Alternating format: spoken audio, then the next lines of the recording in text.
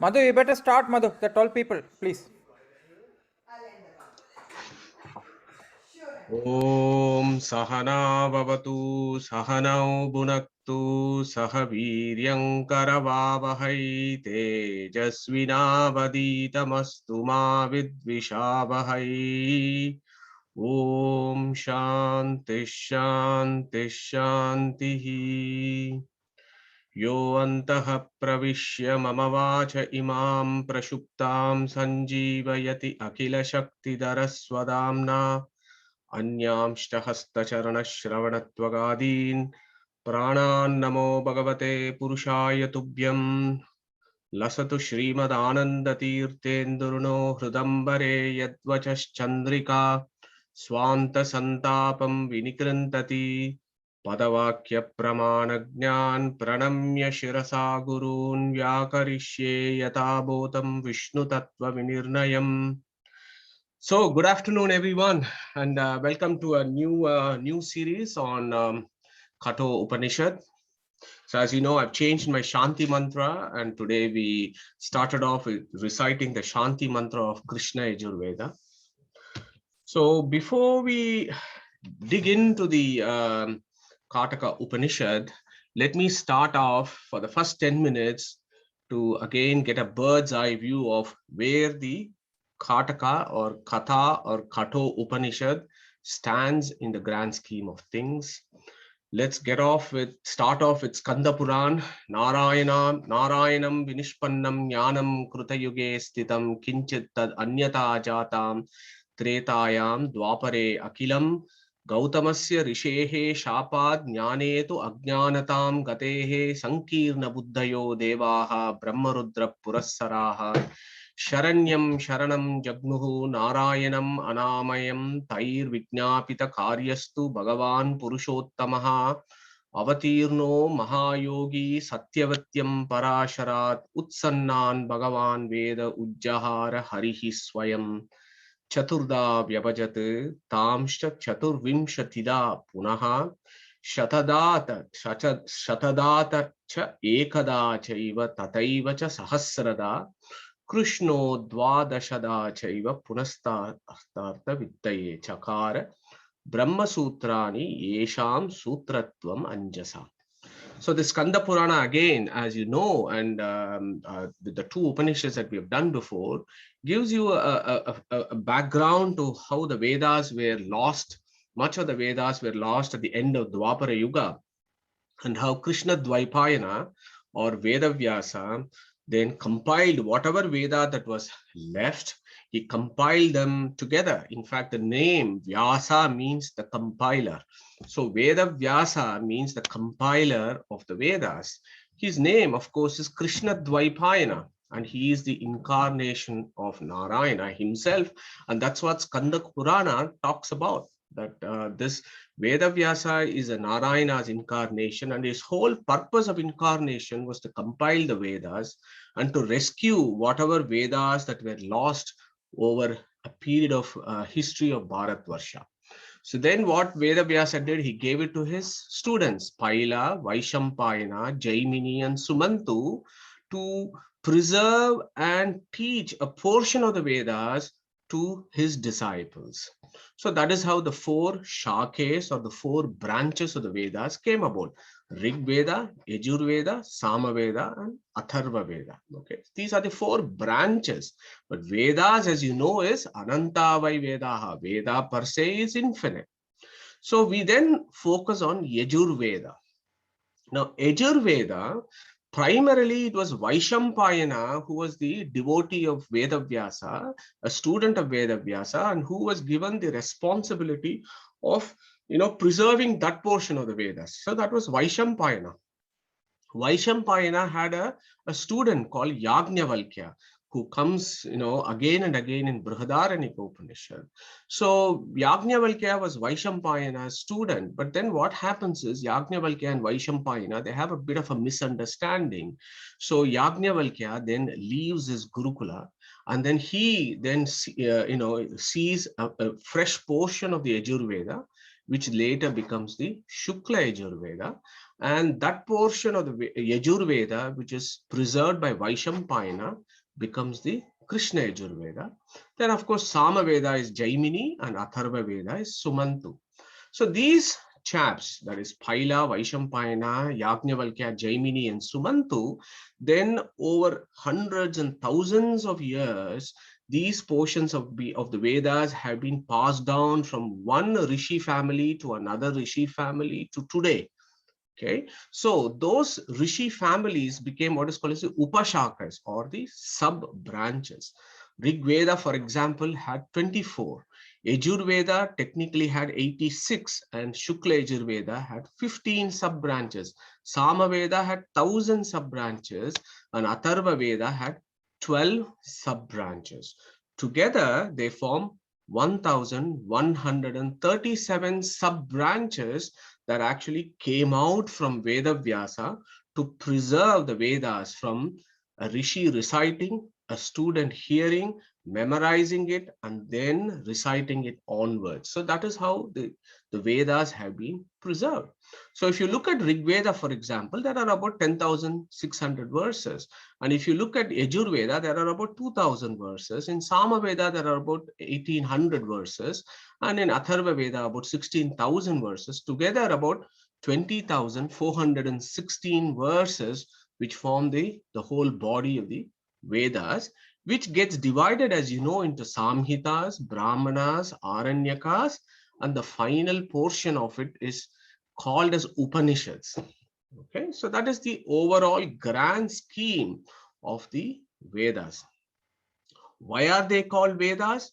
Always a good idea to remind ourselves as to why they are called Vedas. So I'm going to pause there for a minute and get one of you to tell us, why are these scriptures called as the Vedas? So who is going to take that on, please? Pragneshji. Veda, to my understanding, is knowledge of or study. Okay, thank you, Pragnesh. Yes, Veda, yes, it comes from the root word Ved, means to know, so that is fine. So to know what is to know about the donkeys and monkeys and restaurants and pubs, or to know something else. So Pippala the Shruti gives a definition of this. It says, Na indriyani, na anumanam, Vedahi eva enam vedayanti tasmad ahuhu Vedaha.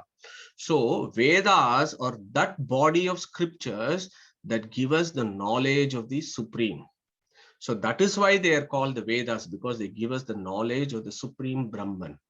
Okay, and there is no other way of knowing the knowledge about the Supreme Brahman. Taitare Brahmanam, for example, says, Na avedavin manutetam bruhantam sarva anubhum atmanam samparaye. Says, he who does not know the Vedas, there is no chance of him knowing about the Supreme Brahman, declares the Taittiriya Brahmana. And of course, we all know this famous verse in Gita 15:15, Vedaishta sarvair ahameva vedyaya. The whole of the Vedas only talk about me. And as we shall see in the Katha Upanishad, which also states the same, Sarve Vedaha yat padam amananti.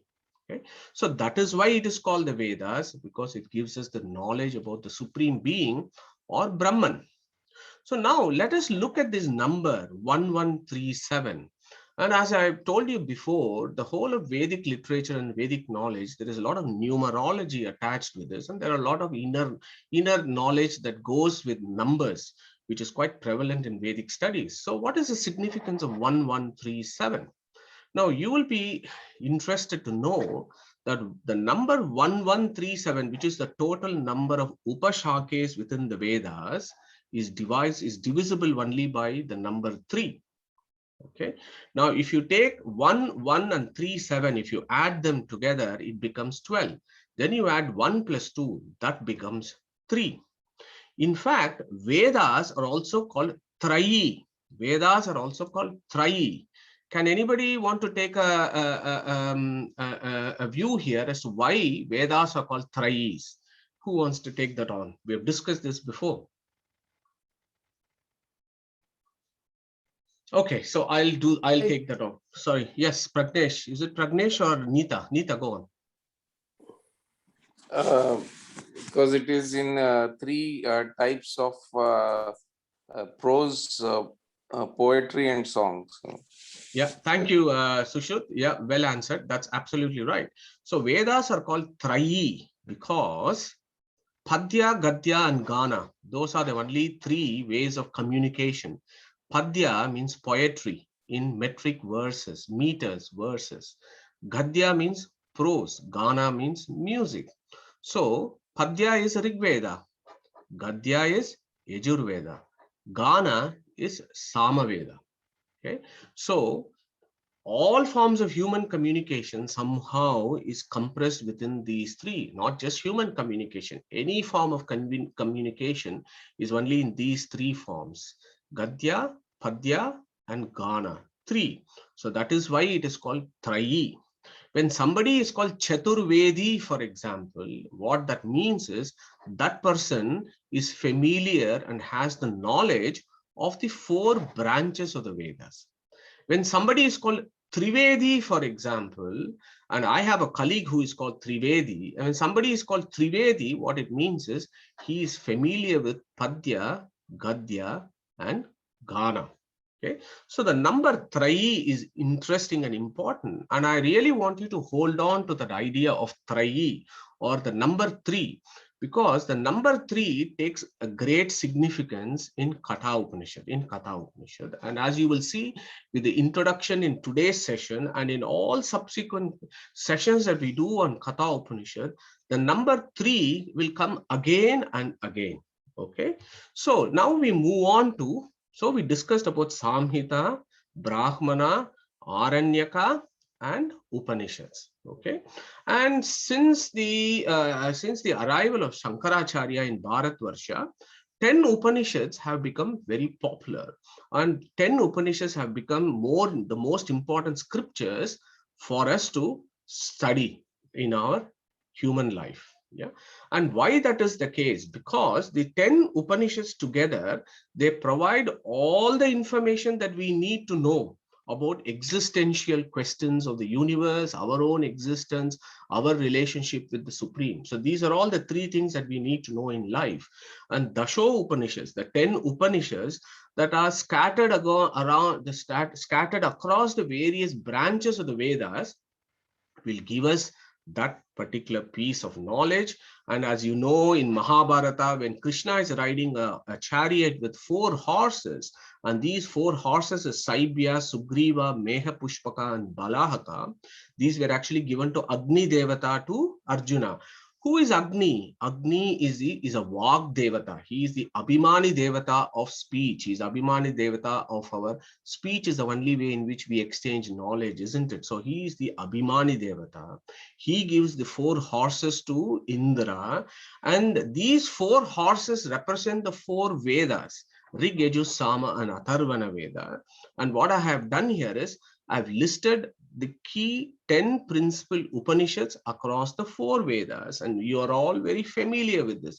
Rig Veda has Aitareya Upanishad, Yajur Veda has Ishavasya or Isha Upanishad and Brihadaranyaka Upanishad, Krishna Yajur Veda has Katha Upanishad and Taittiriya Upanishad, Sama Veda has Chandogya Upanishad and Kena Upanishad, also called Talavakara Upanishad, Atharvana Veda has Mundaka Upanishad, Mandukya Upanishad, and Prashna Upanishad. So we got these 10 Upanishads at our disposal, and we can pat our backs and can be proud of ourselves that over the last several months we have actually picked up one Upanishad from one branch of the Vedas. We started off with Mandukya Upanishad, which is part of the Atharvana Veda, and recently we have just completed chapter 6 of Chandogya Upanishad, which is part of the Sama Veda, and now we are making our entry to Kataka Upanishad or Katha Upanishad, which forms the part of the Krishna Yajur Veda. Okay, so that is where we are when we talk about Katha Upanishad. Now, we cannot move further before actually understanding what the word Upanishad means. So I'm going to again pause for a minute and get you guys to contribute with all the sessions that we have done over the last several months. What is your understanding of the word Upanishads and what does that mean? So who wants to go first? give us a brief introduction, a view on what Upanishads mean.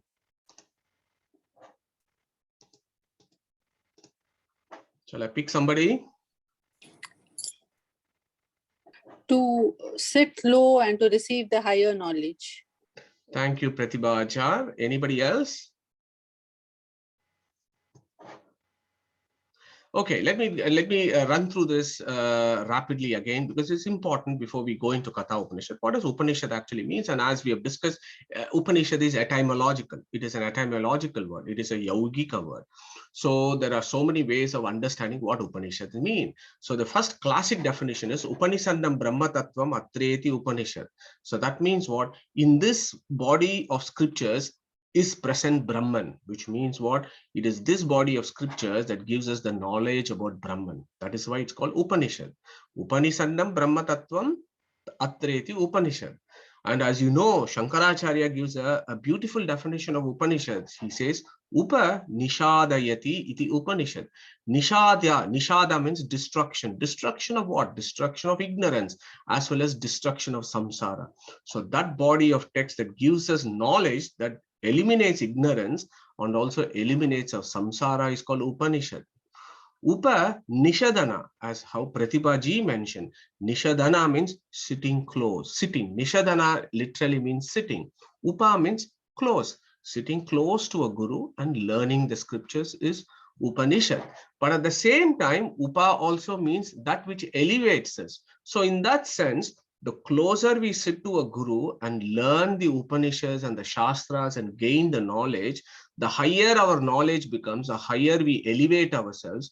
The higher we elevate ourselves, the closer we get to the Supreme. Okay, so these are some of the approaches with regards to what Upanishad actually means. So such a Upanishad is Kataka Upanishad or Katha Upanishad, which forms the part of the Krishna Yajur Veda.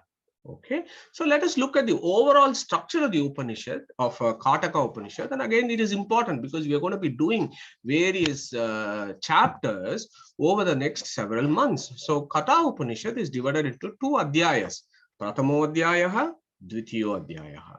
And each adhyaya has got three vallis. Vallis means sections, 3 in the first, 3 in the second. And of course, no Upanishad should be studied without us first, offering our obeisance and our respects to the Rishi, the Devata, and the Chandas. So that is the traditional way of reading the Upanishad. So the Rishi for this Upanishad is Yamadeva himself. Yama is the Rishi. Nachiketa is the Rishi. Kata Rishi is the Rishi. And then, of course, if you go up and about, Chaturmukha Brahma is the Rishi. And finally, Hayagriva Namaka Paramatma himself is the Rishi. So you should start off from Hayagriva, Chaturmukha, Kata Rishi, Nachiketa, and Yama. So these are all the rishis of this Upanishads. And this is like we avoid plagiarism when we actually study the Upanishads, because we are actually saying we bow to these people who have discovered this Upanishad and who have given us this eternal perennial knowledge and philosophy to us. Okay, so these are the rishis, and of course the key characters of these rishi of this Upanishad is Yama and Nachiketa, and they are both the rishis for this Upanishad. Who is the Devata? Who is the supreme Lord who is worshipped here? Is Vamana. Vamana Namaka Paramatma is the Devata for Kataka Upanishad. And again, as we make our journey through the Kata Upanishad, you will understand why Vamana is being celebrated as Devata for this particular Upanishad. Then you have the Chandas. And Chandas, as you know, is meters. And there are lots of meters in Vedas. One is Anushtup Chandas. Yeah, Anushtup Chandas is the most common meter in the Vedas. And also in Gita, as you know, and it has got 32 syllables. So Anushtup Chandas. So you have Rishi, Devata, and Chandas. So before we start our Pravesha, we bow to them and say, like, please bless us so that we can read this Upanishad properly and gain knowledge. Okay. So the next point that needs to be said here is Kata Rishi. Kata was a very exalted Rishi of ancient Vedic India or Bharatvarsha. His name itself is interesting. Kata means in colloquial South Indian languages and in North Indian languages, you have Katina. Katina means what? That which is very difficult. So what is very difficult? For us to get that esoteric knowledge of the Supreme Lord is very difficult. We have to make effort to actually understand that. And this Rishi had huge efforts, and he gained so much knowledge about the Supreme Being. And that is why he is called Kata Rishi.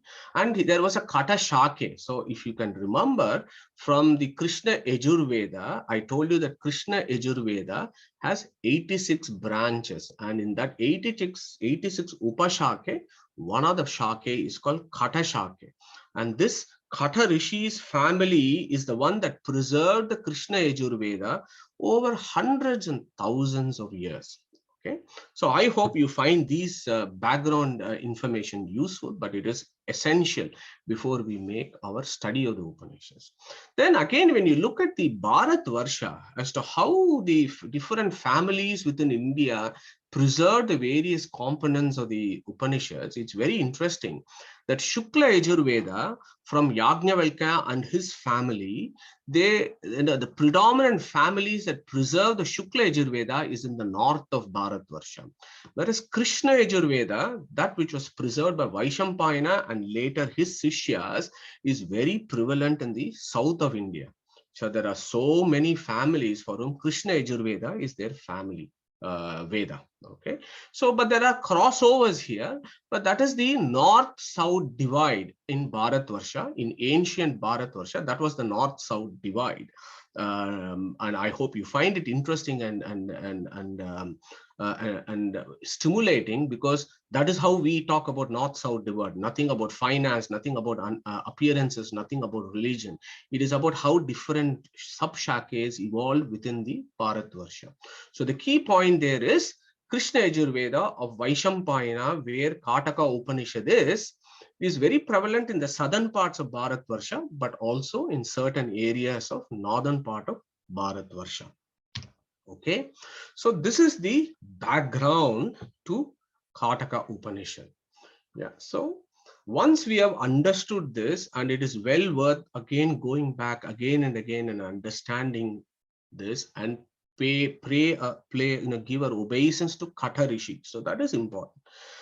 So once that is done, we then now go to the first verse of the Katha Upanishad, which itself is amazing, the very first verse, because that gives you the context.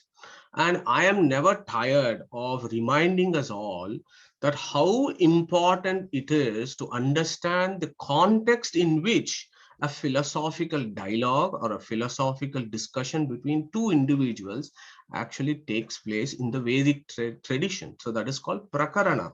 And as you know, our founding father Vedavyasa composed a sutra, Prakaranat, Om Prakaranat Om. So whenever you study the Vedas, understand the contextual relevance and study it. Don't just pluck words and then make some fallacious arguments. That is not how our Vedic rishis read the Vedas. Okay, so let us look at the Prakarana or the context. So we start off with saying Om. So it goes Om Ushan Havai Vajashravasa Sarva Vedasam Dadau Tasyaha Nachiketo Nama Putra Asa. So that is the very first verse that gives you the background of what is going on here. So let us look at the first line. Ushan Havai Vajashravasaha Sarva Vedasam Dadau. So let us pluck this particular word, which is interesting. Vajashravasaha. Okay. What does this Vajashravasaha actually mean? Let us break it open. Vajaha and Shravasaha. Vaja has got two meanings. Vaja can mean Vada. Vaja can also mean Anna or the food. Vaja is also called Anna in Sanskrit. Vaja is also called Vada. Vada means what? Discussions between two individuals to understand sacred knowledge and higher philosophy. That is literally is vada. It is not argumentation. It is discussion between two individuals so that knowledge is gained. Okay.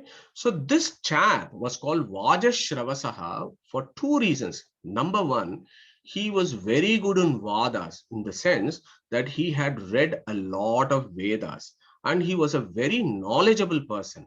This Vajashravasa was a very, very knowledgeable person. Shravas, as you know, is somebody who is very famous, somebody who is very, very accomplished, somebody who is very well known. That is Shravasaha.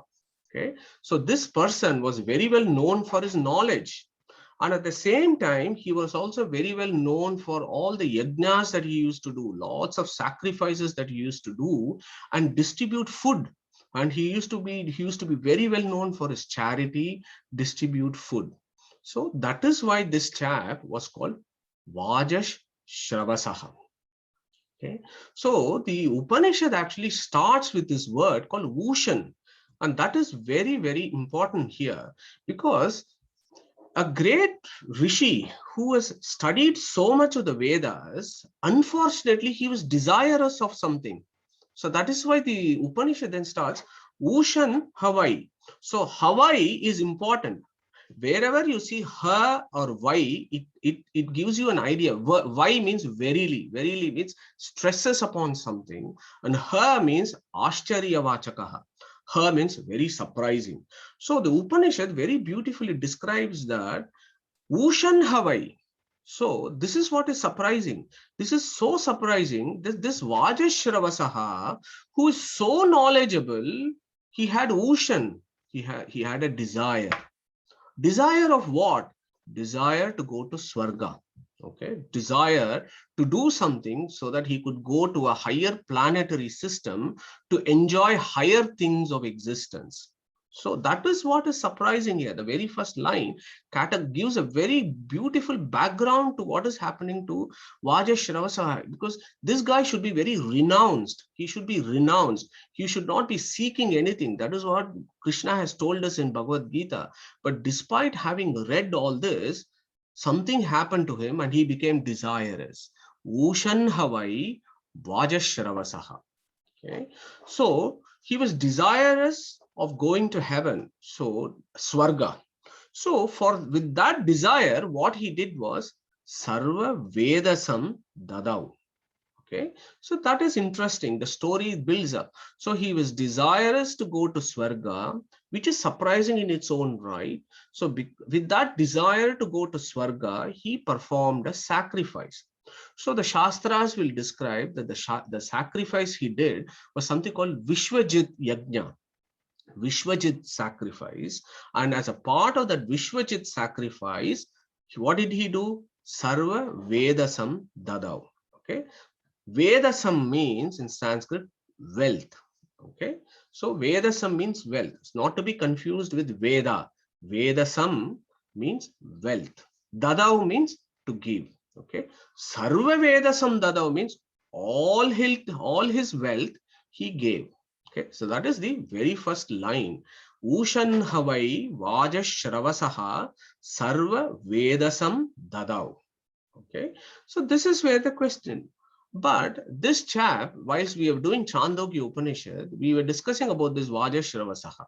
This fellow is living in a forest, and he is only living amongst rivers and trees and hills and birds.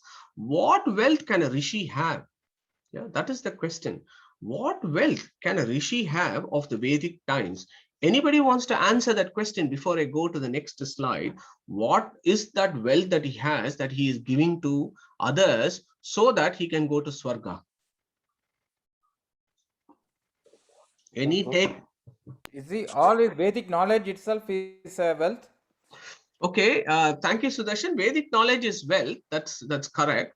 Okay, I was after something else. So for a rishi, the wealth in Vedic economy. Cows. Okay. So who answered that question? Neetaji. Okay, well done. So was it Neeta or Sushrut or Sheila ji? Both Sheila ji also answered at the same time. Okay, So we very are good. both Well thinking done. about cows. Yeah. Okay, excellent. Thank you both. And yeah, perfect answer. So in the Vedic system, in the Vedic economy, cows were a great wealth. Okay, in fact, in the Rishis, for Rishis, when they lived in the Gurukula, they used to have hundreds and thousands of cows in their Gurukulas. And that is how they used to sustain, because what will happen is the cows will be left for grazing, and then they would make milk, and they will produce milk. And the students who are in the Gurukula will look after the cows, they will look after the pastures, and then they will milk the cows and they will make everything. And that is how the Vedic life was, and that is how the life of the Rishi was. And also in the economy, people used to exchange cows. Say, for example, if somebody wants to go and buy a sack of rice, the way they would exchange is, I'll give you a cow, you give me so many sacks of rice. So cows were a major form of economical transaction in Vedic civilization. So when Sarva Vedasam Dadau, the Upanishad says, he was actually giving cows. Okay, he decided in the Vishwajit Yaga to give away the cows. Why? So that he can go to Swargaloka, which itself is surprising, because a Rishi of such great knowledge will be expected to be a very renounced person. He would not be desirous of anything. But Havai, Ushan Havai Vajashravasaha Sarva Vedasam Dadau. That line itself gives you what was the background and what was happening to Vajashravasaha. So cow was a symbol of wealth in Vedic times. Okay, so that fellow Vajashravasaha, then the next line talks very nicely, and we can think about the family pedigree here. Tasyaha Nachiketo nama putra asan. So that Vajashravasaha had a son. His son's name was called Nachiketa. Okay, so here I think it's well worth our time to try and understand who is this Vajashravasaha. Okay, so there is some confusion in some of the transliterations that I have seen. Good luck to them who write these kind of stuff. But I'll give you a traditional rendering of what is a family pedigree of Vajashravasaha. Who is Vajashravas? Okay, so Vajashravas is no other than Uddalaka. Okay, Uddalaka is the Rishi. Yeah, Uddalaka Aruni was the dad who actually was teaching Shwetaketu in Chandogya Upanishad, that you will recall. So it is this Vajashravasaha is also called Uddalaka, and he is also called Aruni. Okay, his wife's name is called Vishwavaradevi. Those of you who are interested in these kind of information. Okay, but what is important here is for us to know that Aruni, Uddalaka, Vajashravas are the same individuals. Okay, now to understand why this chap has got three different names, you have to understand his ancestors, his father, mother, and grandfather, and so on. Because within Katha Upanishad, there are so many ways in which this Uddalaka is addressed. So unless we understand this, we will never be able to understand who is the person the Upanishad is talking about. So Uddalaka's mother was called Aruna. Okay, now his father, nobody knows what the father's name is. It is not described in any other Upanishads or Puranas as to what Uddalaka's father's name was. This tells you about one important thing about Vedic civilization.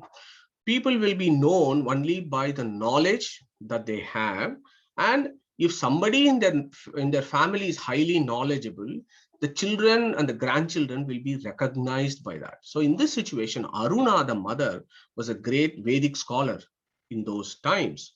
So she was more knowledgeable than the husband, and her name was Aruna. So this chap was called Aruni. Okay, who is the son of Aruna is called Aruni. Okay, now you have Aruna is that you understand as Aruni.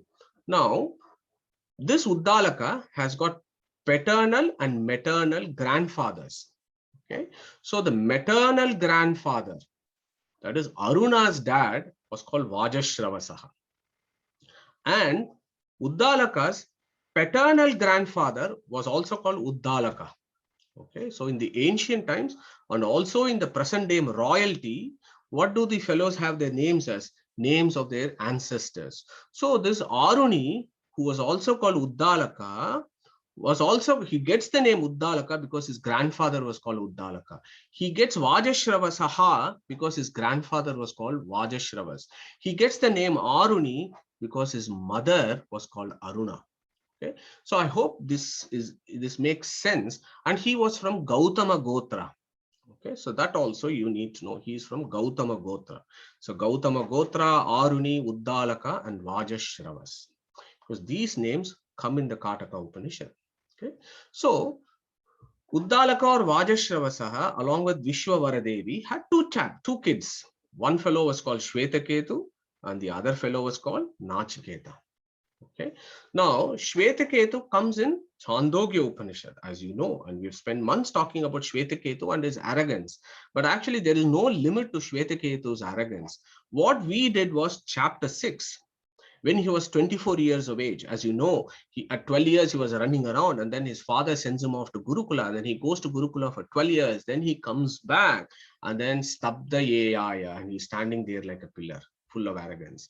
But his arrogance was not only then. If you actually do chapter 5 of Chandogya Upanishad, okay, chapter 5 of Chandogya Upanishad, particularly the second Kanda of Chandogya Upanishad, also talks about this Shwetaketu. Okay, when he was 10 years of age, around 10 years of age, what happened when he goes to Pravahana Jaivili's kingdom, and then there is a bit of a philosophy that happens, and I'll come to that very briefly in today's session. So Shwetaketu, when he was 10 years and 24 years, he appears in Chandogya Upanishad, an extrovert, but full of arrogance and pride. The second son, the younger son of Aruni, is this poor boy called Nachiketa, who is an introvert.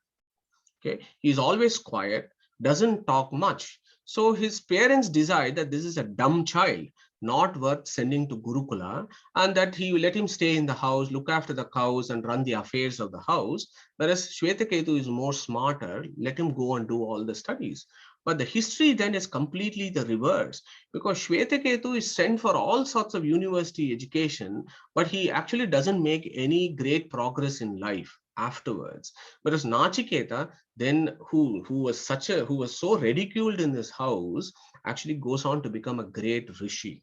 Okay, so does anybody know what happens to Shwetaketu after Chandogya Upanishad? So what happened to him? Does anybody answer that? Can anybody answer that question? Just an interesting point I want to Yes, exchange. I thought Shwetaketu opened this marriage bureau or something. I don't remember. Something like that.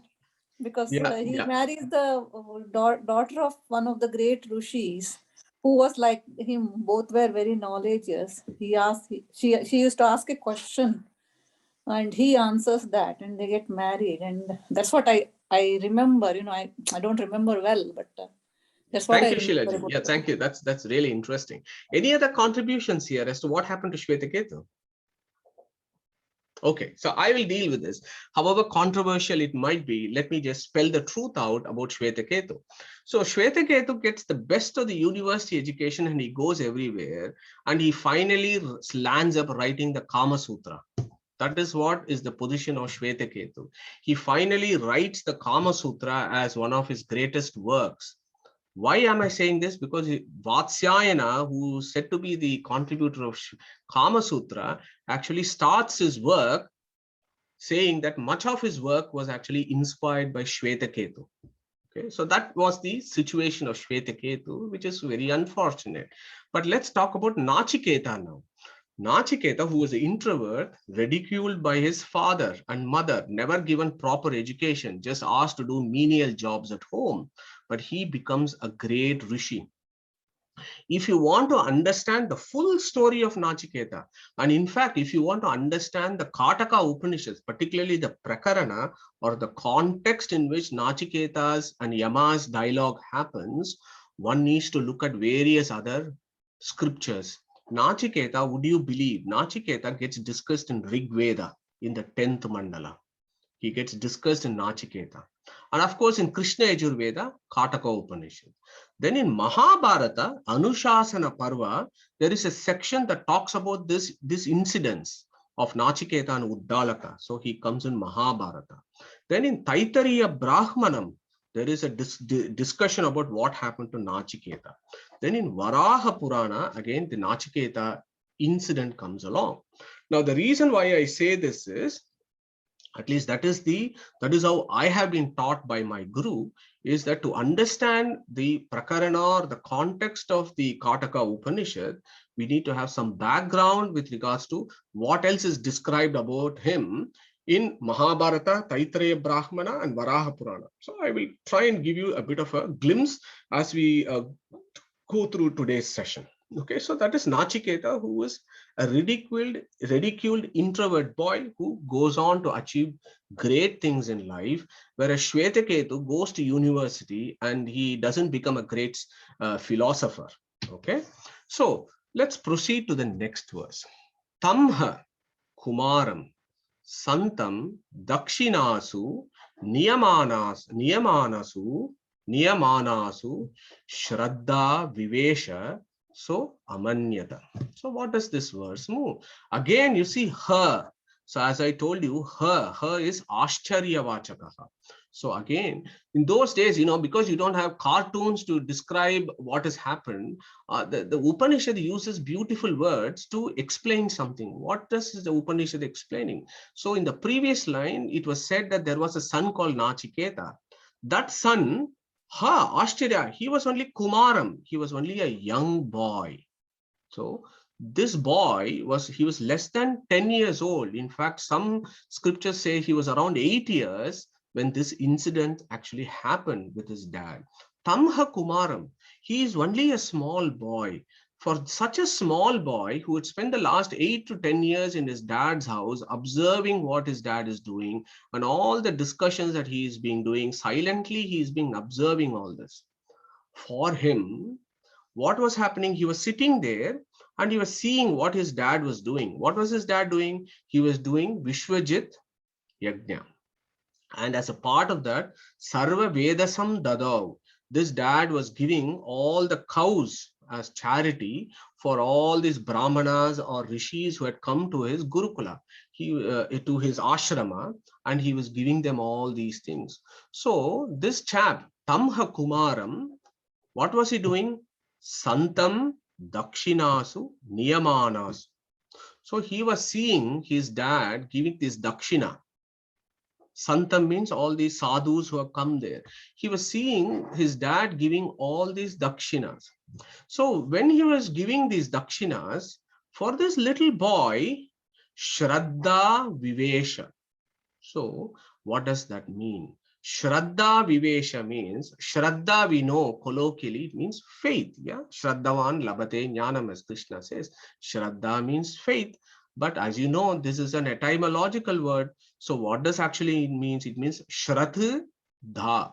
Shrath means Astikya. Astikya means he who knows that although he does not know certain things, he knows those things that he does not know actually exist. A classic example is God. He has not seen God, but he knows, although he has not seen God, he knows that God exists. So that is what is called Shraddha, right? That is called faith. So it is for him, Vivesha, that kind of a Shraddha, Vivesha, some faith that came in. Because what is that faith or a belief that came in? Why was the dad doing this yajna, Vishwajit yajna? Because he wants to go to Swarga. Yeah, he wants to go to this place where he can have all the opulences and enjoy for, I don't know, hundreds of thousands of years. So his dad has an intention to go to Swarga, but his dad was doing something that is quite the opposite. So he was seeing what his dad was doing. What his dad was doing will come in the next slide. But he was doing something that his dad was doing. Superficially, everything looked fine. Cows are being given, all the Vedic mantras were being recited, etc. But his dad was doing something strange. So Shraddha Vivesha, so amanyata. So he started thinking. So manyata. Manyata means thinking. Okay. So what did he think? Okay, so what his dad was doing was, his dad was giving cows away, but he was not doing a great job of actually doing the charity. This boy was watching this, and the Upanishad actually describes this. It says, Pitodaka dagda truna dagda doha nirindriyaha. So what types of cows was the dad giving? Pitodaka dagda truna dugda doha nirindriyaha. Beautiful words. So in Uddalaka's ashrama, he had thousands of cows. Some cows were young, some cows were old, some cows were healthy, some cows were not healthy. So what this fellow was doing was all the good cows, healthy cows, he was giving to his relatives, whereas he was giving old and useless cows to others. And that is what the Upanishad captures that scene. Pitodaka. Pitodaka means the cows that he was giving, they've already drank all the water. That means they're so unhealthy, they don't even have the energy to go and drink water, to walk and go to a pond and drink water. Pita Udaka. Udaka means, as you know, water. So they have drunk all the waters, means they don't have the strength even to go and drink the waters. Jagta Truna. Truna, as you know, means grass. So they have grazed all the grass that they could, which means that they don't actually even have strength to go and graze and eat grass. If they don't eat grass, they are not going to give milk, right? So that is what it is. Next word, Dugda Doha. They were so unhealthy that they were not even able to give milk. Nir Indriyaha. Because they are so old, all their organs are so old and not functioning, they can't even reproduce and make calves, because at the end of the day, you need cows, means they need to make calf, and that is how you increase the number of cows, and that is how the economy develops. But what was this Uddalaka doing? Pitodaka jagta truna dukta dohaha nirindriyaha. That is what those were the cows that he was actually giving. He was giving those types of cows to others, all the brahmanas and rishis who were coming. So I think there is the story build-up is very interesting, as you will all agree with me, but there is a very, very important lesson for us here. Okay, so what we need to be doing is, when we have these kind of descriptions that come in the Upanishad, we need to translate and transform that into our modern living and ask the question, what type of charity are we giving? Yeah, the act of giving money, food, and other kinds of help to people who are poor, sick, etc. The organization that help people in need. What kind of charity are we giving? I just want to reflect. Is it okay for us to give our old clothes? We have actually used our clothes and we no longer use those clothes. But what are we doing now? We are giving those old clothes to charity shops, Cancer Research UK, whatever. We are giving our old clothes. That is very similar to what Uddalaka is doing. We use mechanisms to get tax benefits. You get tax waivers. So that goes to some charity. Okay, sometimes willing charity to attain fame and recognition. These, the celebrities are a classic example of that they will link themselves to a particular charity. Some of them may have intention, but the underlying motive there is additional fame and recognition. So what type of charity are we doing at this point of time? To me, when I look at everything, including myself, I don't want to be a hypocrite. I know what I am. So we are all doing this. We are all doing like what Uddalaka was doing. So what I want to remind here at this point is, as practitioners of Sanatana Dharma, we should learn from other faiths. We should learn from friends in other faiths as to the kind of importance that they give to charity.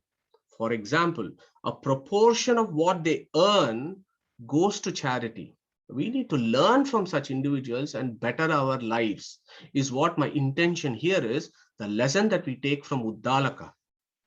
Okay, so coming back. So this Nachiketa was seeing his dad actually giving these kind of old useless cows to the brahmanas who were coming to his ashrama. So what does the word says? Next word is so beautiful. He says, Ananda namate lokaha tansa gacchati tadatat. So this fellow was thinking, my dad is giving all these useless cows. He is doing vishwajit yaga to go to Swarga. But by giving these cows, is he really going to go to Swarga? No, he is going to go where? Ananda namate lokaha. So what does that mean? That is an interesting word here. Ananda namate lokaha. What does Ananda means? You split it open. A plus Nanda. Nanda means what? Ananda. Nanda means all sorts of pleasures. So that is Swargaloka. Opposite of Swargaloka is Ananda. That is Ananda. Ananda means Narakaloka. My dad, although he is giving his intention, he may be thinking he is going to Swargaloka, but actually by giving these useless cows, he is actually making his way to Ananda namate lokaha tansa gacchati. Okay, tansa gacchati means he goes there. He will go there by actually tadadat. Tadadat means what? By giving these useless cows. Dadat means to give. To give these useless cows, tansa gacchati, he will go where? Ananda namate lokaha. This is what he is so amanyata from the previous line. He is thinking like this. This dad, such an educated person, suddenly stooped down. And this happens, this can happen. If it can happen to Uddalaka, it can happen to all of us. And it happens to all of us. Let us not kid ourselves. It does happen to all of us when we give charity. And our Nachiketa, he's thinking along these lines. Why is my dad doing this? He's an introvert, right? He's constantly, he's a thinker. He's always thinking himself, what is going on? And that is what he's thinking. And the Upanishad actually captures what is it that he is thinking. Okay. And then what does he do? He approaches his dad. Saha vacha pitaram tata kasmai mam dasyasi iti. Okay. That line is very important. In fact, that sets the scene as to what happens in the next, 6 valleys. For the next 6 months, what is going to happen rests on this particular verse. Sahovacha pitaram tata. Yeah, let us look at that. Tata kasmai mam dasyasi iti. Okay, so what does that mean? Sahovacha pitaram means what? This fellow approached his dad.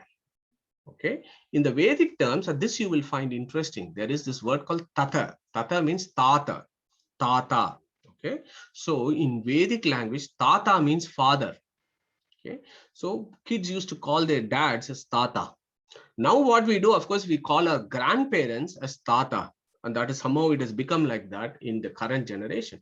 But in the original Vedic times, Tata means dad. So it says, Sahovacha pitaram. Tata kasmai mam dasyasi iti. What that literally means is, so here there is a bit of conflict. What the Upanishad is doing is, it is giving us that conflict that is happening within Nachiketa's mind. Nachiketa is an introvert, but is hugely respectful of his dad. Yeah, in Vedic times, kids used to have huge respect to the dad. Whatever dad said was the final word in everything. Yeah, dad made the decision. Okay. In some houses, they still happen today, but in the Vedic times, that is how it was. And kids used to respect their parents, respect the dad. So although Nachiketa knew in his mind that his dad was doing something wrong by giving useless cows, his intention is, what kind of prompts can I give my dad so that he still has a chance of going to Swarga rather than Naraka?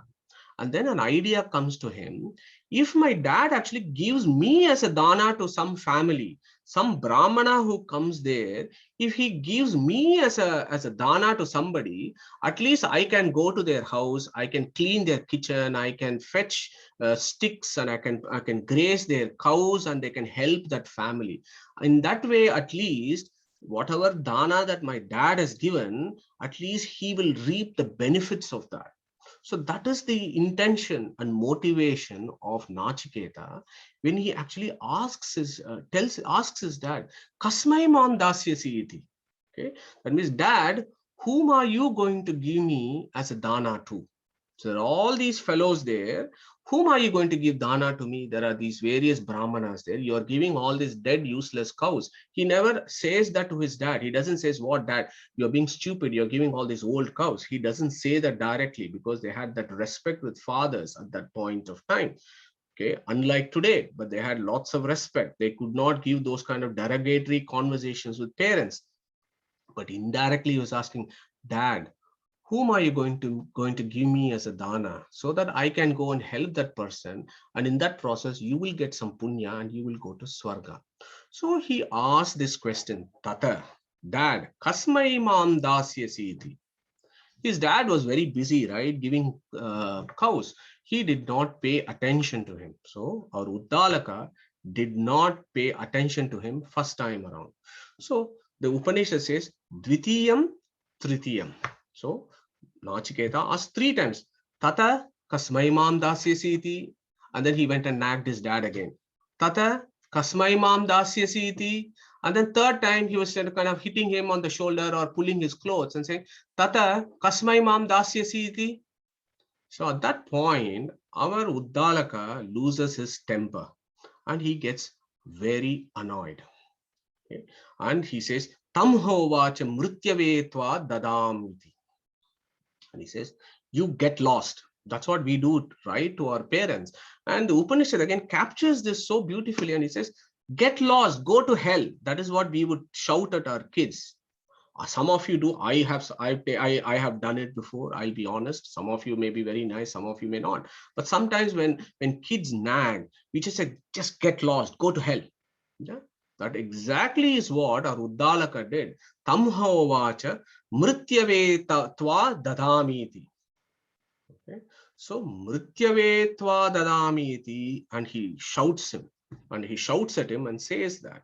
So to understand how this exalted, this great Rishi of great learning, how can he actually scold his dad? How can he scold his son? What actually happened? Is it just because Nachiketa asked his dad 3 times this question that he flipped, or something? There is something more to it.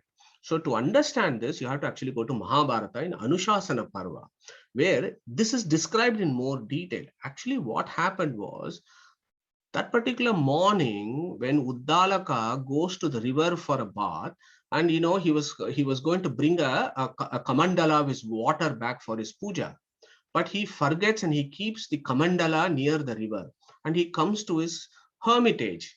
And when he realizes that his kamandala is not there, he asks his son Nachiketa to go and fetch the kamandala that he has left in the river bed.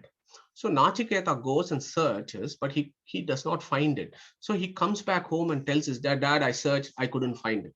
I couldn't find this kamandala in the riverbed. I don't know where it's gone. So his dad is a little bit pissed off. First thing in the morning, he is pissed off with the son because this has happened. Next, he started this vishwajit yajna. Vishwajit yajna, what he had to do, you should not eat anything. And he had to throw stuff onto this fire. And it's hot. He is doing all this yajna. And he is hungry. So he's tired and hungry. So that is the second reason. And the third one is this boy has been nagging his dad. So for these 3 reasons, he flips that afternoon. And he says, Tam hovacham mrityavetva dadami iti. Okay. Now what we should do is, before we move forwards, we really need to know who this Mrityu is. So I'm going to pause there to sip some water. We have another 15 minutes to see whether we can navigate the rest of the slides today. Who is going to tell me who Mrityu is? Yamadharmaraya. Yamadharmaraya. Yeah. Thank you, Shilaji. Anybody else? Pratibhaji had unmuted. Yeah, I wanted to tell the same. And moreover, he was also Yudhishthira also. No? Okay, thank you. Wonderful. Yeah, very good. So let's go to the next. So Uddalaka said, Mrityavetva dadami iti. Okay. Now, who was this Mrityu? We need to understand Mrityu even before we make progress further. Yeah. Mrityu, as very rightly mentioned by Shilaji and Pratibhaji, is also called Yamadharmaraja, Preta Raja. He is also called Dakshinasapati or Pasi. Okay. So let me give you a background to him. His father is Vivaswan, sun god. Surya is his father. Okay. Vivaswan. Vivaswan's wife is Samnya Devi. So his mother is Samnya. Yama has a twin sister. She is called Yami. His brother is Vaivashvata Manu. His wife is Shamala Devi. And as you know, he is in Mahabharata. He is Yudhishthira. Yudhishthira is Yama's, you can say, avatara. In Mahabharata is Yama. So well done. So from a Vedic pantheon perspective, he is an exalted deity of the Vedic pantheon. He ranks number 12.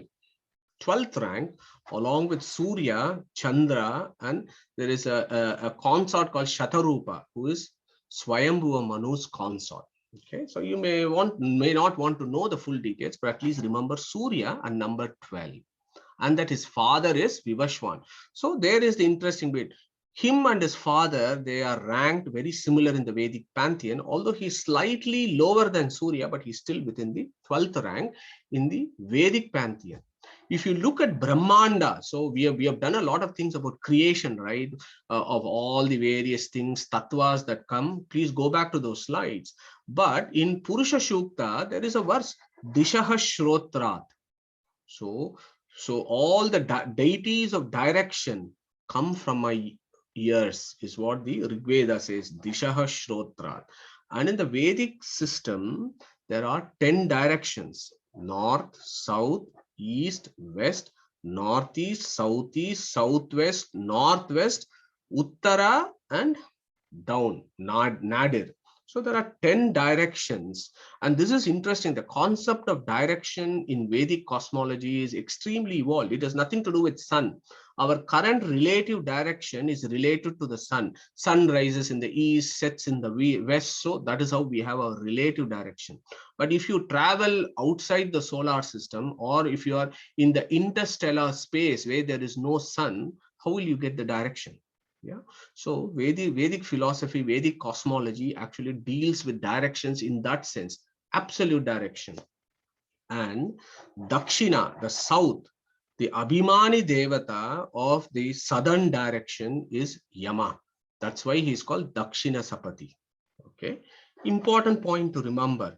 Yama in Brahmanda. We just remember Yama as somebody who's sitting on a buffalo and carrying a rope and catching people.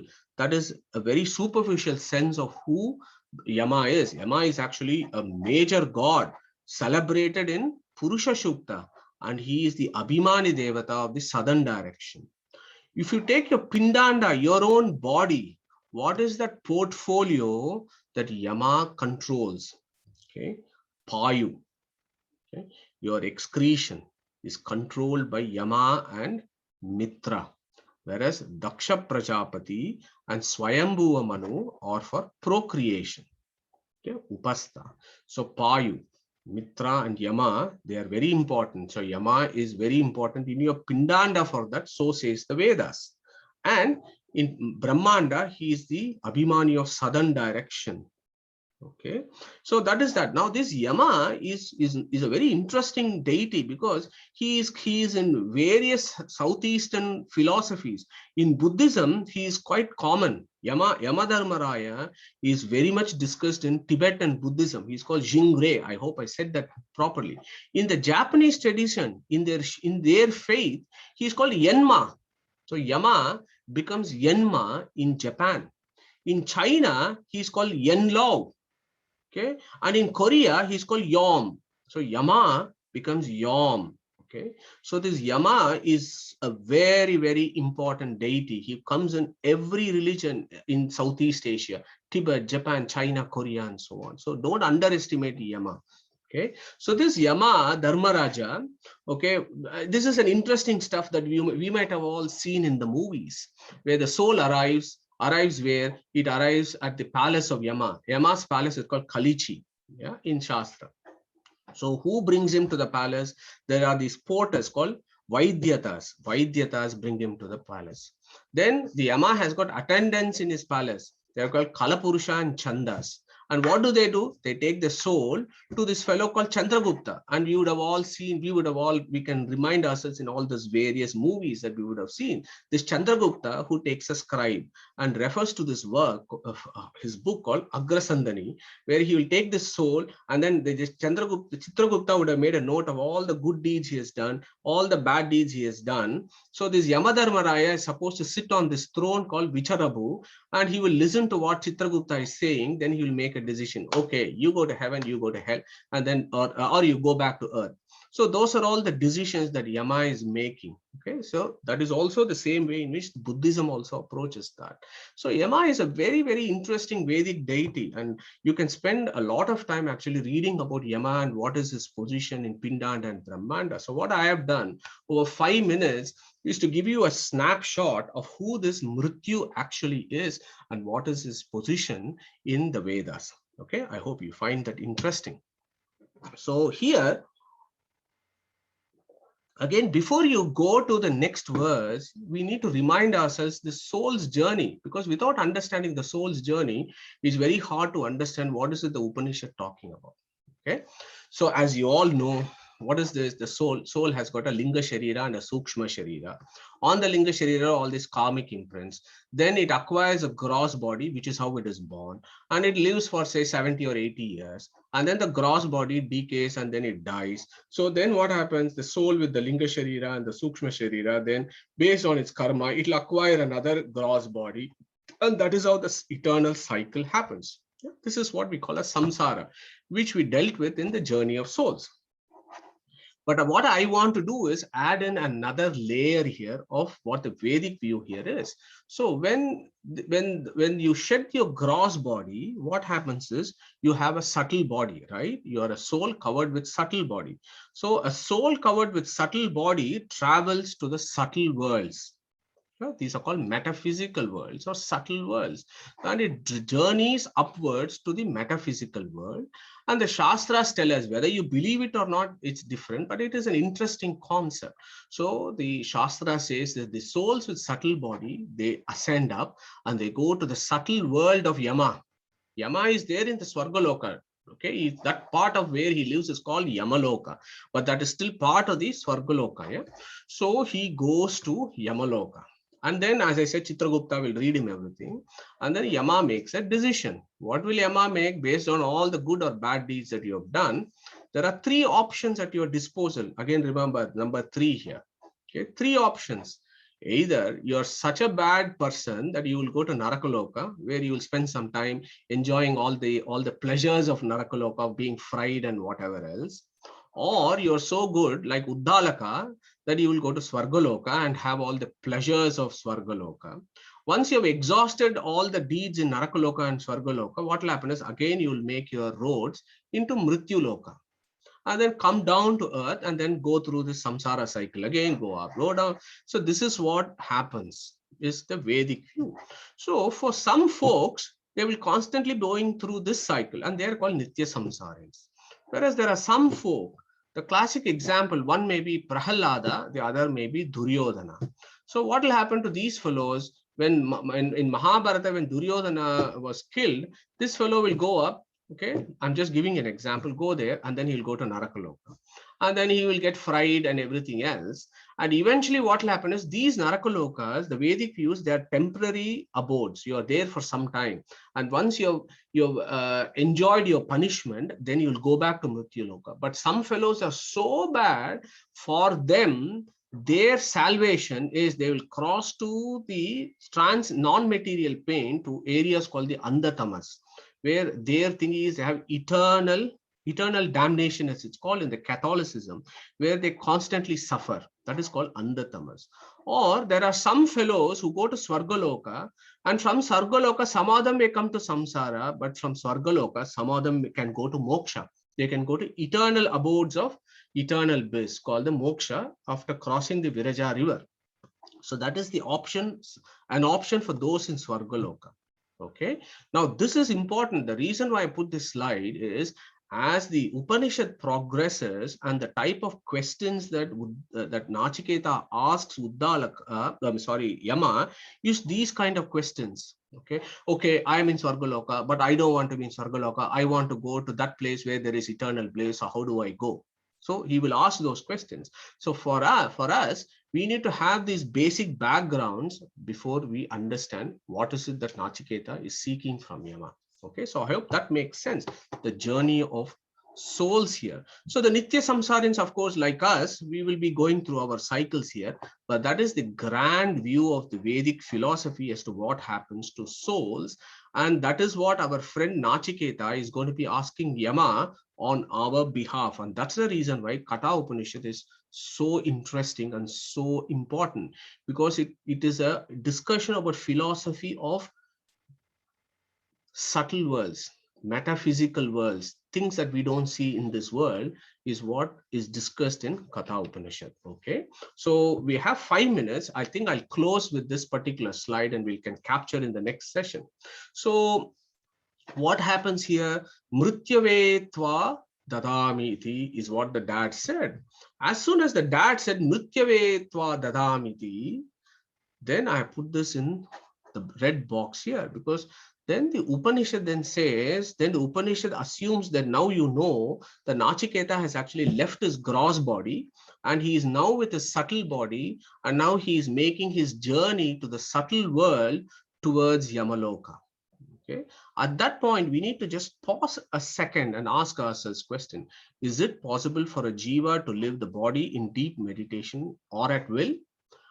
Possible. Of course, some people commit suicide and leave the body, but that is not what we are talking about. We are talking about people actually voluntarily making that effort to leave their body and have that extra body experience, or actually leave and go. In Buddhism, Tibetan Buddhism, it is very, very, there's a lot of literature out there to talk about this.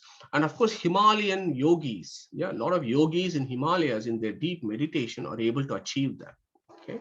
Now the question is whether Nachiketa was that, and whether Nachiketa did that and voluntarily he left his body, and then he, with his subtle body, he went to Yamaloka. So that is one point that we need to hold on to. I'm going to come to that. I have it as one of my last slides for this session, but I don't know whether we'll have time to discuss this. Maybe we'll capture it next time. But anyway, let us assume now the key thing that you need to understand, or we need to understand at this point, is Nachiketa does not go with his gross body to Yamaloka. It is just not possible. Okay, that is the first point that you need to understand. Nachiketa has to give up his gross body. He has to go only with his subtle body to Yamaloka. So that is the first point. He can't just walk like this and go to Yamaloka. So I hope you will understand that. So that is where the philosophy starts. And Nachiketa, he's thinking, okay, I am now going to Yamaloka. My father has said, send me to go to hell, go to Yamaloka, and he's going to Yamaloka. And in the very next verse, he brings the profound philosophy of the Vedas. Yeah. That is what is the beauty of Katha Upanishad. And immediately he says, Bahuna memi pratamo, bahuna memi madhyamaha, kim svid yamasya kartavyam, yen mayad adya karishyati. Okay, the first line is beautiful. Bahuna memi madhya pratamaha, bahuna memi madhyamaha. This is the grand view of the Vedic philosophy that Nachiketa puts it in an elegant line. Okay, so what does that mean? Bahuna memi pratamaha, bahuna memi madhyamaha. So basically the visualization there is the journey of souls to Yamaloka is a queue that is always houseful. That queue is full. Always that queue is full. There is never a point where that queue is not occupied by anybody. It is always occupied by a soul that is making the journey. Human beings, let's think about this on earth. How many living beings die every second? Forget about humans. Of course, humans die every second. How about other animals? How about insects? How about plants? How about bacteria? How about fungi? How about all the other living beings that are constantly shedding their gross body and dying? And what happens to those souls? They are all making that queue, and they are going upwards towards the Yamaloka. That is what is Nachiketa talking about. So in that houseful, ever going queue, let me go as the first person behind all those who are going to come behind me. Bahuna memi pratamaha. So among the ones that are going to follow me, let me go as the first person. And among the people who are constantly going towards Yamaloka, let me be the person in the middle. Yeah. Kim. So that is what is the great philosophy there, that we need to remind ourselves every day, is what Nachiketa is saying here. Bahuna memi pratamo, bahuna memi madhyamaha. Why is that concept important? And I want to close today's session, because we can't do the other slides, with this amazing incidents that that again comes in Aranya Parva of Mahabharata, where after 12 years of exile and before they go into Ajnata Parva, the Pandavas, they go to a pond to drink water when they are walking. At that time, there is a crane, and then there is the Yaksha, and then the Nakula and Sahadeva, they go and drink the water, and they die, they fall down unconscious because they've drunk a water which is poisonous. So at that point, Yaksha, he then comes, and then Yudhishthira has a conversation with Yaksha in Aranya Parva, which is definitely worth reading, because that is the essence of what the Vedas, what the Indian Rishis, what the Hindus believe about this the imminent mortality of ourselves. Okay, so at that point, Yaksha is asking Yamadharmaraya. Remember, this is what is interesting here. Yudhishthira is Yamadharmaraya himself. So Yaksha is asking that question to Yama in Mahabharata, various questions, because he says, if you answer all these questions, I'll then make your brothers alive, and then you can carry on with your Ajnatavasa. And he's asking a series of questions. One of the questions is very important here, which is relevant to what our Nachiketa is saying. Bahunamemi pratamaha, bahunamemi madhyamaha. Why is Nachiketa saying that?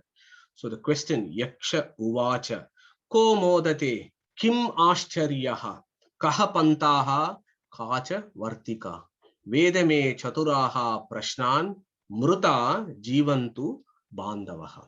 So if you answer this question, I will let your brothers. So what is that question? Kim modate, kim ascharyaha, and I have underlined that. So that is, what is the most wonderful, or what is the most surprising thing on earth? Kim ascharyaha is a question that Yaksha asks Dharmaraya. At that time, Dharmaraya answers this question this way, and I put a box here. Ahanyahani bhutani gachanti iha yama alayam. Yeah, ahani bhutani gachanti iha yama alayam. Shesha stavaram icchanti kim ascharyam atah param is the answer. Beautiful answer to that. He says ahani. What does that mean? Every moment, every second, somebody is dying. Somebody is shedding their gross body. And where are they going? Yama alayam. They are going towards Yamaloka. But what is the most important thing there? The fellow who is seeing another person dying, he is standing there thinking, Sheshaha stavaram icchanti. He says, I am never going to die. I am here like a pillar. I am here like a tree, and I am not going to die. I am here. I am going to enjoy my life. Although we see all these fellows constantly dying every moment, somehow we feel we are not going to die, and our mortality is not approaching us anytime soon. So this is the most surprising thing that Yudhishthira says to Yaksha. And our friend Nachiketa knew this, and he says it's fine, because this is the inevitability of life. We are all going to be here. We are going to live here for 70, 75 years, and one fine day we are going to shed our body and we are going to go. And when we go, how is it going to be? Bahunamemi pratamaha, bahunamemi madhyamaha. This is the sad fact of life, but we don't think about this. We think we are going to live here forever, or we are not brave enough to ask that existential question as to what happens to us when we leave this gross body and we carry our subtle body. So that is how our Nachiketa starts. And let me finish with the next line and today's session. Kim swid yamasya kartavyam yenmaya adya karishyati. Okay. So Nachiketa's problem here is, yes, his dad has said, go to hell, go to Yama, mrityave tvad dadami. So he is going, but our man is thinking, my dad has asked me to go to Yamaloka, so I will go there. I'll shed my gross body. With my subtle body, I go there. I'm not bothered. I'm not worried about going to Yamaloka, but my worry is, of what use am I going to be to Yama? My dad is doing Vishwajit Yaga and he's giving these cows so that it could serve some poor Brahmana. But if my dad gives me to Yama, how am I going to be of any use to Yama? Will I become a Yamaduta and come to earth and carry these fellows? I'm not capable of doing that. I am of no use to Yama.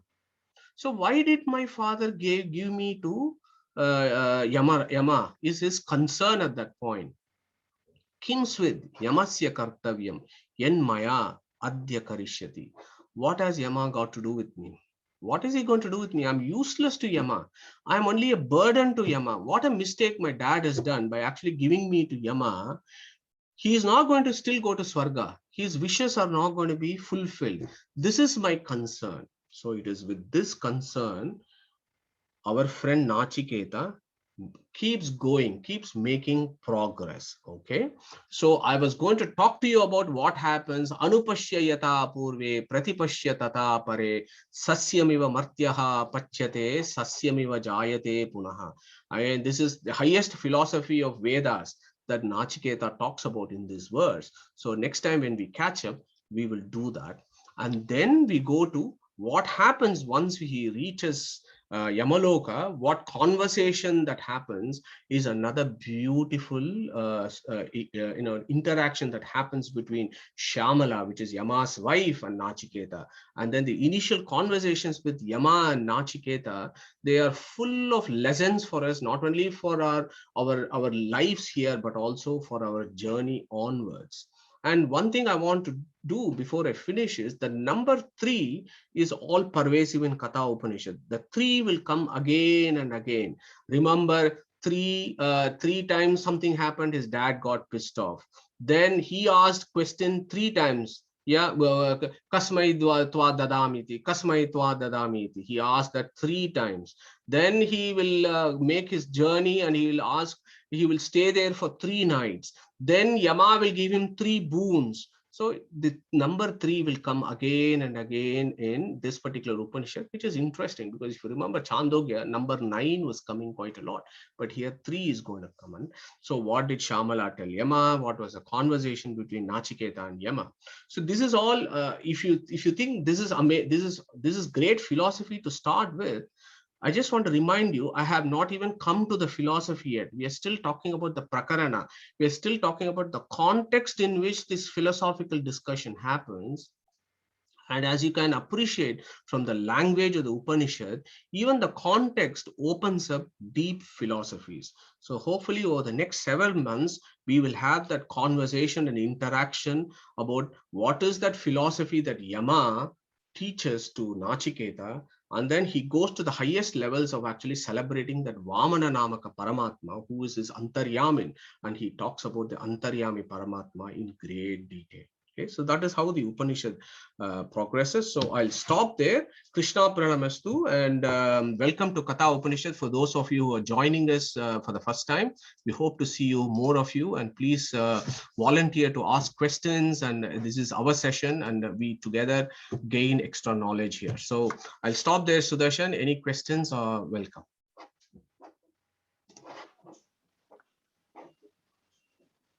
Madhusudan, this is Harish. Thanks again. It was a very wonderful introduction to Katha Upanishad. 2 thoughts, and maybe it's more observations that we just finished Chandogya Upanishad, where Uddalaka is exalted so much, and here we find out that he starts off in a very disappointing note. So what if anything should we take away from that? I guess is one question. Yeah, sure. So yeah, that is the thanks, Harish. That's a very important question. So the message there is, even the most exalted beings will fall down. So we all know, take Arjuna for example. He is Indra Avatara. He is a Aparoksha Jnani. But then he in Bhagavad Gita, he comes to a situation where he is in front of his brothers and uncles and so on, and says, "Oh shit, I don't want to fight now." So even those things can happen to exalted beings. Yeah. So this is the fact of life.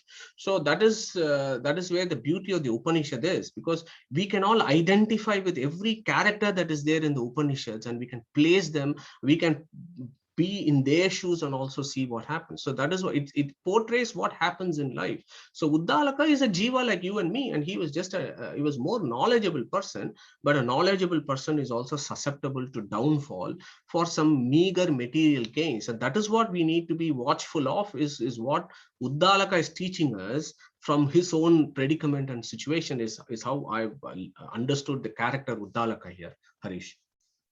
Do we know if one comes before the other in terms of sequence, the Chandogya versus the Katha Upanishad? Good question, but you can have an insight with, for those Indologists and the Vedic scholars who look into the history of all these things. They will be better placed to answer this. But if you take Chandogya Upanishad, so you can go from Shwetaketu, for example. As I said, chapter 5 talks about Shwetaketu when he was about 10 years old, when he goes to Pravahana Jaivali's court and asks a Adhiga Prasangi question, and then he gets humiliated, then he comes back and so on. So that is in the chapter 5. And then in chapter 6, he is now 24 years old. So there is a chronology there. But about Chandogya Upanishad and the Yajur Veda and the Krishna Yajur Veda Upanishad, Katha Upanishad, which came first, I would not be able to answer that question. But what I can tell you is all these information is captured in various portions of the Vedas. Right. Rather than the chronology in which they are composed. Because as you know, Upanishads are not composed, right? They are apaurusha. They have always been there. And in every creation, the same thing comes again and again. Correct. Thanks. Yeah, thanks for that. And one final thought also was, I think you had mentioned about the reasons why Uddalaka kind of flared up on his son. One other thing I've heard somewhere else is that he was in general very displeased with him, right? Just the fact that you mentioned, right? He was not the smartest, he was not the most outspoken, so he always harbored a bit of frustration with that child. Yeah, correct. I think that is his misfortune, because what happens is, and as the story progresses, so that I'll deal with it next week, because there is a lot of misconception as to, did Nachiketa actually leave his body, and then did he really go to Yamaloka and then spend 3 days there? Don't kid me, that is not going to happen. He is not going to go there, stay in 3 days in Yamaloka, because in Devaloka, 1 day in Devaloka equals 1 year in Mrityuloka. So if Nachiketa spent 3 days there, that means he is actually 3 years, his body should be here. Yeah. So that did not happen. And we deal with that next time when we talk about this. That is a misinformation that many books I have seen, unfortunately, talking about this. That's completely wrong. The reason why I say that is, when his father scolds him, he falls down unconscious. Then Nachiketa has a vision that this is all happening. Then he wakes up. So in that night time, in the overnight, his father Uddalaka regrets what he has done, that he has been so stupid, and he cursed his son, and he has lost his son, and so on. And then next day morning, when Nachiketa wakes up, he realizes the mistakes that he has committed. So that is Uddalaka's misfortune, that he always grossly underestimated his silent son, whereas he was very, very fond and supporting his other son, who apparently appeared to be smart, but eventually he becomes the great writer of Kama Sutra, not of philosophy. So that is interesting in the sense, like, we need to be watchful of that as parents, as to how we also deal with our kids. So there is a great lesson to be learned there for all of us, that we try and we deal with our kids in a very similar way. That was Uddalaka's misfortune, Harish. I hope that answered your question. It does. Thank you so much. Yeah. Pragnesh had something, I think he had raised, or he passed a comment. Just wanted to compliment about this contextual connection to the day-to-day living about parenthood. Thank you. Thanks. And there is a lot of things about charity. Yeah, let's learn about charity. Let's not be like Uddalaka about charity, because that's what we do all the time. I'm sorry to say that, but that's what we all do. So somehow we need to try and change that approach, because that is a key. That is another major lesson of how not to do charity. Learn from our Mohammedan friends as to how to do charity. Yeah, give up what you have. not what you don't have, you give up as charity. That is a big lesson. Unfortunately, we see that all around us that's happening. That's one big lesson that we can learn. Yeah. Also, in our scriptural, there is a connection to Gupta Dan, to donate without being acknowledged. Yeah, absolutely, Pragnesh. And currently I'm reading this book. I was talking to folks yesterday. I was reading this book of Swami Rama called Living with the Himalayan Masters. And there is a story about where this Himalayan master is such a big yogi, but nobody knows that he is there. And in that clip, there is a discussion about how name and fame is the most important thing that will pull us down. So anybody who is after name and fame just because they are doing charity is the first person who will have a downfall. So says the Himalayan master. And that is so true when you look at it. Yeah, thanks for sharing that idea, Pragnesh. Gupta Dan, yeah, thank you. Sushrut.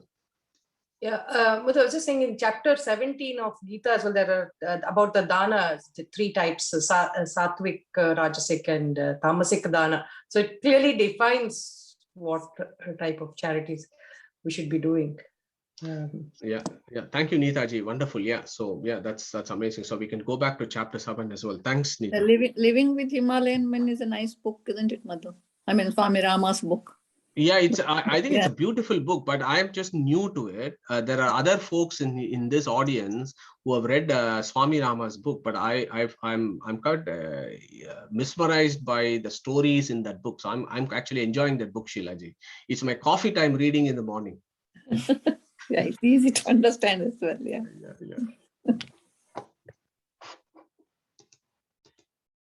Okay, so if there are no further questions, then shall we then call it a day? Next week, I think we will have chapter 7 revision, and then the following week we'll continue with our Katha Upanishad. Okay, so we will close the session. Can I request Harish, please, to recite Om to take us through Om, and then we'll close today's session.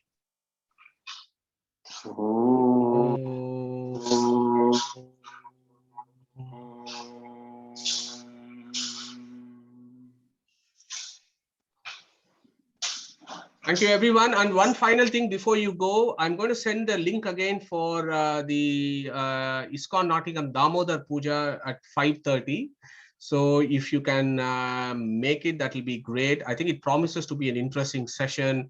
We have ISKCON doing a very, very beautiful program. And then the members of Sahiti who are here today doing quiz and bhajans and so on. So if you have time, please do join us. Okay. On that note, thank you very much. See you next week.